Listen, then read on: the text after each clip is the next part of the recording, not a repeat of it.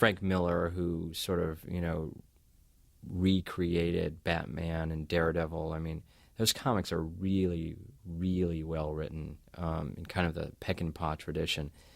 People will turn off ultimately if it's just eye candy. It still needs to be a good story. It still needs to be a mythic story.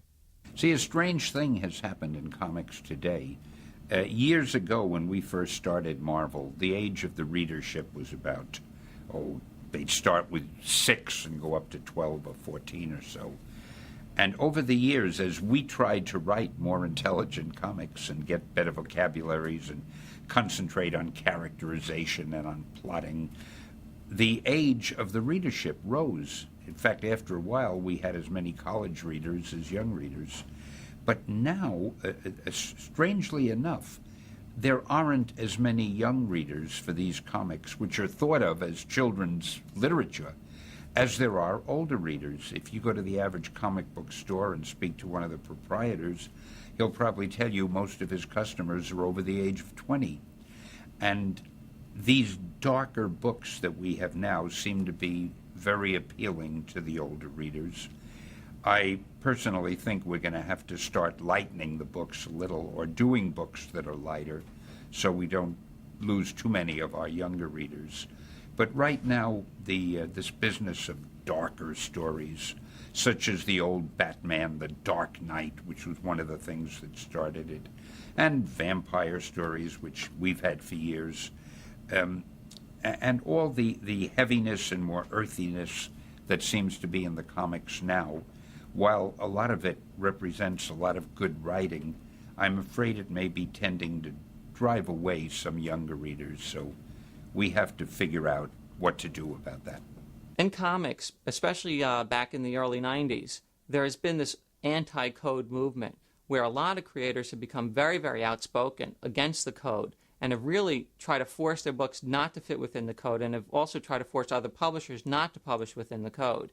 However, especially with the newsstand, the code is very important to retailers because they feel that that's their mark of safety, and that's their way of saying, hey parents, you could buy their books there. But a lot of publishers have been against that, a lot of creators especially.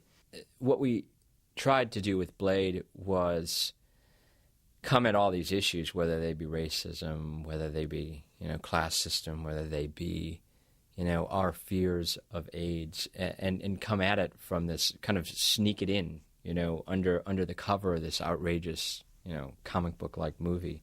I mean, I'm a huge fan of the so-called neo-realistic comic books that are out there now, like 8-Ball and a lot of the things that Drawn and Quarterly are doing. I love those.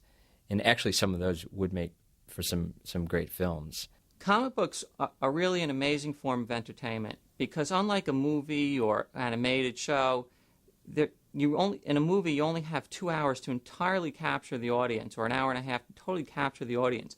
In a comic book, if you don't get it just right, you have time. There's a monthly schedule. You can produce it the next issue or the next issue. You can always make the book better and better over time, or adapt it for things that are going on in the political arena or things that are going on in society and society issues. So it can adapt over time. So comic books have been, in the past, I think, a great representation of what happens in society. So as things have changed in society, comic books can adapt to that, whereas a movie will just take place in a snapshot of time, or an animated show will take place in a snapshot of time, whereas a comic book can evolve. So it can handle a lot more